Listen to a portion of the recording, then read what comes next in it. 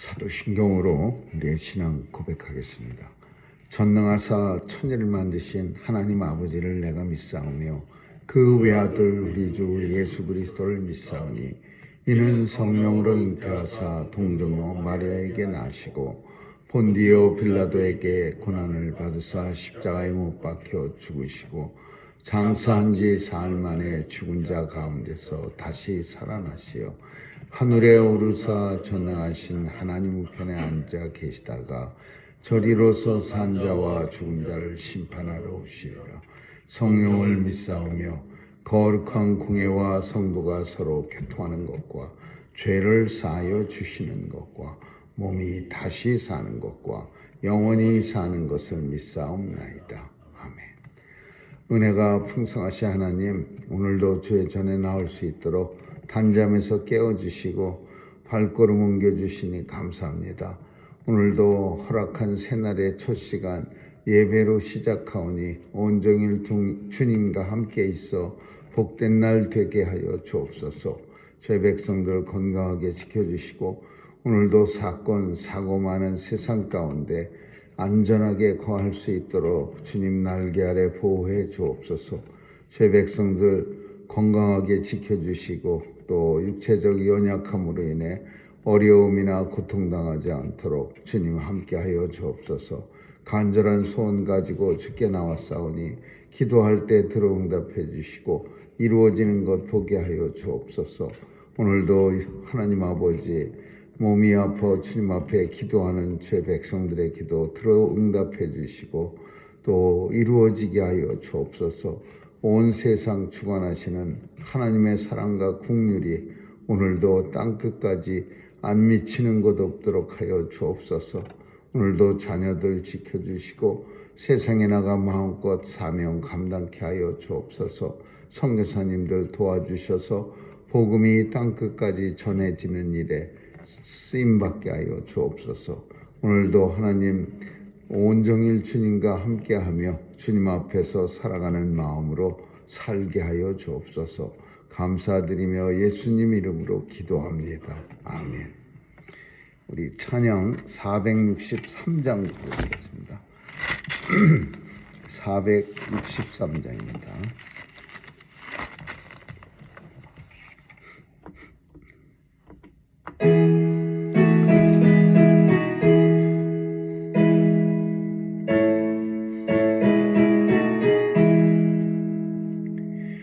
험한 시험물 속에서 나를 건져주시고 노한 풍랑 지나도록 나를 숨겨주소서. 주여 나를 돌아보사 고이 품어주시고 험한 풍파 지나도록 나를 숨겨주소서. 권세 능력 무한하사 모든 시험 이기고 풍랑조차 복종하는 내 주 앞에 비오니 주여 나를 돌아보사 고이 품어주시고 험한 풍랑 지나도록 나를 숨겨주소서. 사망길에 빠진 이 몸 캄캄한데 헤매며 부르짖는 나의 원 들으소서. 내 주여 주여 나를 돌아보사 고이 품어주시고 험한 풍파 지나도록 나를 숨겨주소서.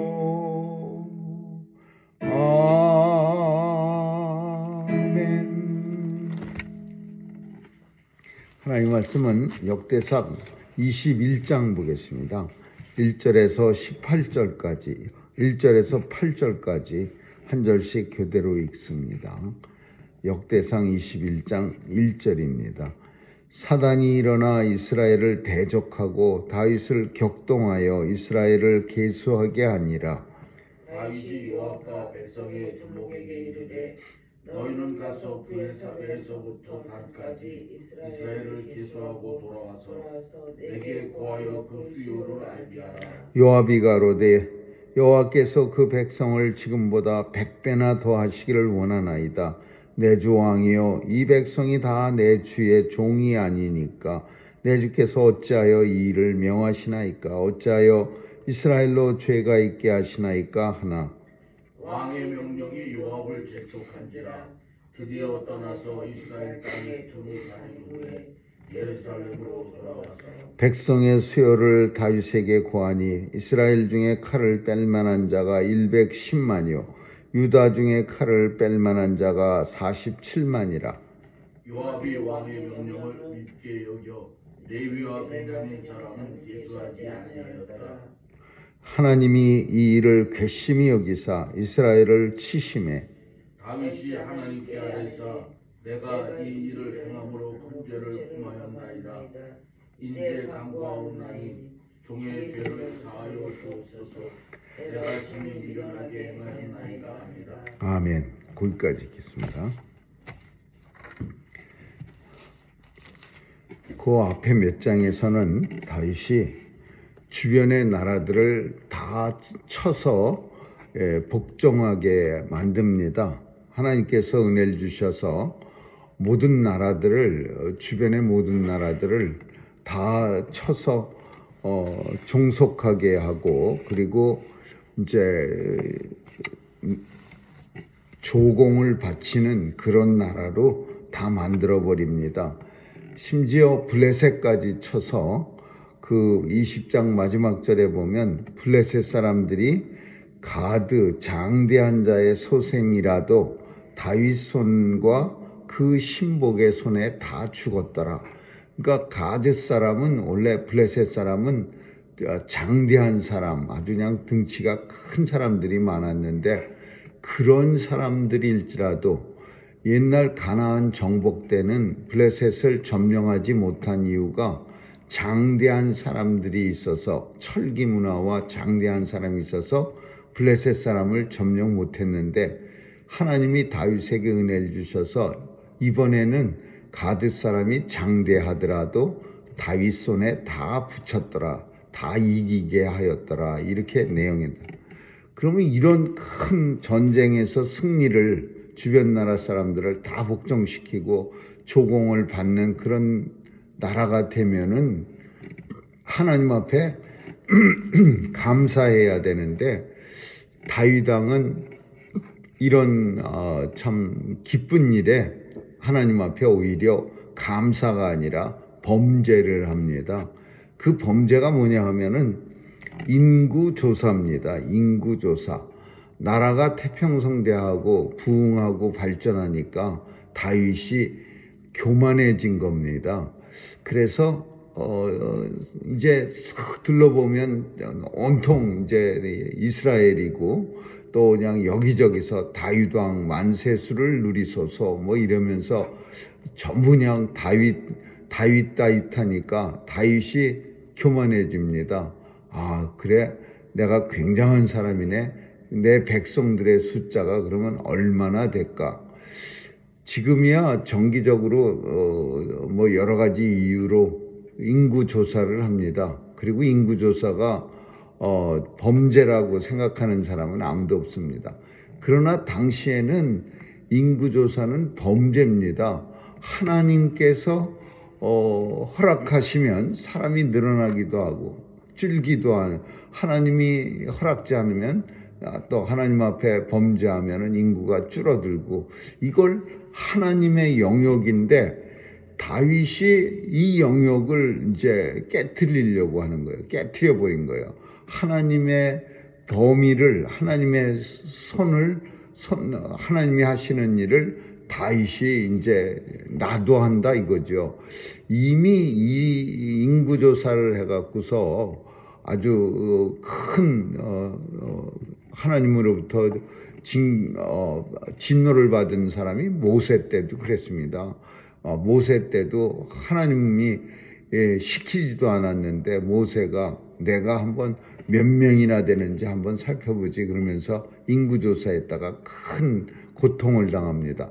마찬가지로 이 백성은 하나님이 알아서 하는 백성이에요. 하나님 앞에 범죄하지 않고 하나님 잘 섬기면 인구가 늘어나는 거고 하나님이 또 진노하면 줄어드는데 내가 인구를 컨트롤하겠다. 하나님이 제껴버리고 내가 하겠다. 그래서 다윗이 명령을 내립니다. 근데 그 요압이라고 하는 장군이 딱 한 사람밖에 없어요. 이 요압만 다윗하고 견줄 만한, 그러니까 한마디로 직언을 할 수 있는 그런 위치에 있었습니다. 다윗이 요압하고 온 군인들 장군들한테 가서 인구조사하라. 도대체 이 백성이 얼마나 되는지 내가 너무나 참 잘 통치를 하고 백성을 잘 다스리니까 인구가 이렇게 많이 늘어났다. 가서 내 업적을 한번 조사해봐라. 그러니까 요압이 나서서 하나님이 이 백성을 지금보다 100배나 더하시기를 원하나이다. 하나님이 이 말이 무슨 뜻이냐면 하나님이 다윗 왕을 축복해 주셔서 지금보다 100배나 더하게 해 주실 텐데 왜 굳이 하나님 앞에 범죄하려고 합니까? 내 주 왕이요, 이 모든 백성은 다 주의 종입니다. 이 백성들 다 다윗 왕의 종이니까 굳이 인구조사에서 하나님의 마음을 상하게 하지 마세요. 요압 장군이 다윗한테 말합니다. 근데 이 다윗은 이제 교만이 가득 차버리면은 다른 사람 말은 들을 생각이 없어집니다. 요압 장군은 그래도 들어줄 만한데 다윗이 이제 눈도 돌아가고 이제 마음도 단단해져서 한번 마음 먹은 걸 계속하라 그래서 강권적으로 이제 재촉하였다 그랬어요. 쓸데없는 말 하지 말고 빨리 가서 백성들이 몇 명이나 사는지 가서 조사하라. 그래서 요압 장군이 이제 군인들하고 장군들하고 가서 백성을 계수합니다. 계수했는데 오늘 본문에 110만, 그러니까 왜 그랬는지는 잘 모르겠어요. 온 백성을 다 조사한 게 아니라 숫자가 두 갈래로 나와요. 이 내용은 앞으로 나눠질 거다 이런 뜻이야. 이제 백성들이 둘로 갈라질 거다. 이스라엘, 그러니까 유다 지파와 베냐민 레위 지파를 제한 사람들 10지파, 에브라임 지파를 주축으로 10지파는 110만이고 유다 지파는 47만입니다. 그래서 전부 157만이에요. 근데 이게 전부는 아니야. 157만이 전부가 아니라 요압 장군이 인구 조사를 하다가 보니까 짜증이 나는 거예요. 내가 이거 하나님 앞에 범죄하는 거라고 하지 말라고 했는데, 그러니까 그래도 계속 재촉을 하니까 할 수 없이 하는데 정확한 인구 조사는 내가 안 하겠다. 이거를 그저 소심한 복수 뭐 이렇게 우리가 표현할 수 있어요. 장군이 다윗의 명령을 거절할 수 있는, 그래서 복수할 수 있는 길은 인구 조사를 하되 좀 엉성하게 아니면 어떤 지파를 빼놓고 하는 거예요. 그러면 완전한 인구 조사가 아니니까 혹시 하나님으로부터 진노를 받을 때도 조금 받지 않을까. 요압 장군은 다윗 왕이 미워서 요압은 왕의 명령을 믿게 여겨서 레위인들과 베냐민 지파는 계수하지 않았다 그랬어요. 그러니까 왕이 이 명령 이거 절대 하면 안 되는 명령인데 그것이 밉다고 싫다고 분명히 거절했는데도 강제로 하라고 했으니까 그래서 요압은 입이 잔뜩 나와갖고 인구조사를 하면서도 마음에 불편이 가득했어요. 그래서 그 복수로 밉게 여겨서 레위 지파와 베냐민 지파는 계수하지 않았어요. 그러니까 이 계수가 157만이라고 하는 게 이게 잘못된 거예요. 완전치 못한 거예요. 왜? 요압 장군이 베냐민하고 레위 지파를 계수하지 않았기 때문에 그랬습니다. 그래서 이제 이 인구조사, 완전치 않은 인구조사를 다윗 왕한테 알립니다. 에브라임을 중심으로 한 10지파는 110만이고 유다 지파와 거짓말로 했겠죠. 뭐 레위 지파와 베냐민 지파는 47만입니다. 그래서 통계가 157만입니다. 근데 이거는 잘못된 거예요. 잘못된 인구 조사에도 불구하고 하나님께서는 다윗 왕을 즉시 진노합니다. 선지자를 갓을 보내 갖고서 도대체 무슨 마음으로 이런 짓을 했느냐 그러면서 하나님이 책망하니까 이 다윗은 항상 우리가 성경 속에서 다윗의 특징이 뭐냐면 죄악을 빨리 캐치합니다. 항상 하나님 앞에 뭔가 잘못된 일이 있나 하고 조심스러운 마음으로 살아가. 그래도 그렇게 사니까 범죄를 하면은 즉시 그 지적만 해주면 내가 언제 그랬느냐 뭐 이래가면서 따지는 게 아니라 선지자가 가서 당신이 그 사람이요 그러면 금방 깨닫고서는 무릎을 꿇습니다.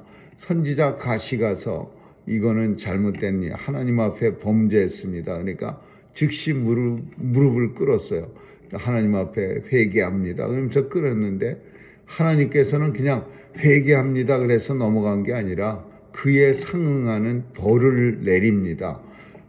참 하나님이 다윗한테는 굉장히 관대합니다.